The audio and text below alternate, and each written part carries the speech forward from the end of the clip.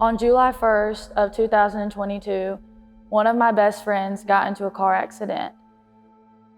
I had signed up to go on a mission trip to Montana.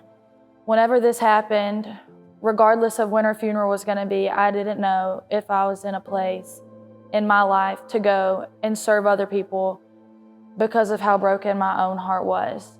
So when this happened, I questioned if I should even be going, if this was the right place for me to be. I remember talking to my dad the day of the accident and him telling me, it's okay to be her and it's okay to be sad. And if you're meant to go, the Lord will make it happen.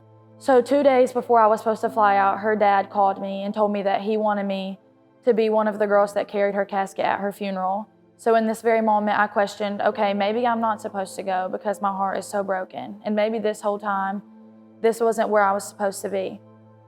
But by the grace of the Lord, Ashley Bennett helped me and her daughter find ways to pay for the flight, and we were able to fly out 2 days later than everyone else. For the first day and a half, I just kind of walked around with not the greatest attitude and with a broken heart, and I just thought, okay, I've flown across the country and I'm not even sure where to fit in. Well, then a little girl, Carly, walked up to me. I instantly formed that relationship and I loved on her, and she became the little girl that I got to stay with for the rest of the week.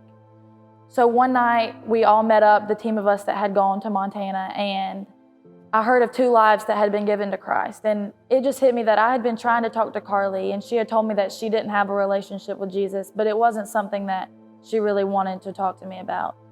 So then I went with the girl that was paired up with me with Carly, and Hannah and I just prayed together. And I told Hannah that we should open up our Bibles to just a random page and just to see if the Lord would speak to us. It can only be a God thing that I opened up my Bible to 1 Corinthians, and it was talking about the wisdom of the Lord. And it just hit me that I was relying on my own wisdom to supply me the words to say and the strength to talk to Carly, when really only that could come from God. So after we prayed and we cried and I wrote the prayer down, it just hit me that Riley's situation was not meant to break my heart and to not send me to Montana. But the Lord did that for a reason, and that was a way for me to talk to someone about my own heartbreak. Carly came up to me that next morning and she handed me her Bible and she said, I really want you to read this to me. And quickly after that, she asked me if she could open up my Bible, so she did. And she opened it up to the page that I like to call my Riley page.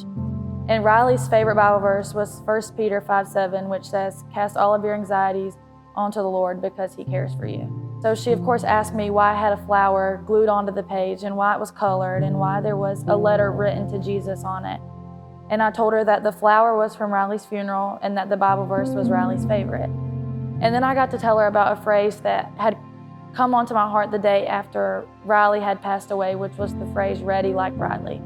Because that was the only thing that really helped me through losing her, was knowing that she was ready for heaven. So I got to tell Carly about how Riley was ready for heaven and about how one day I would get to go to heaven with Riley because I was also ready and my heart was also right with Jesus.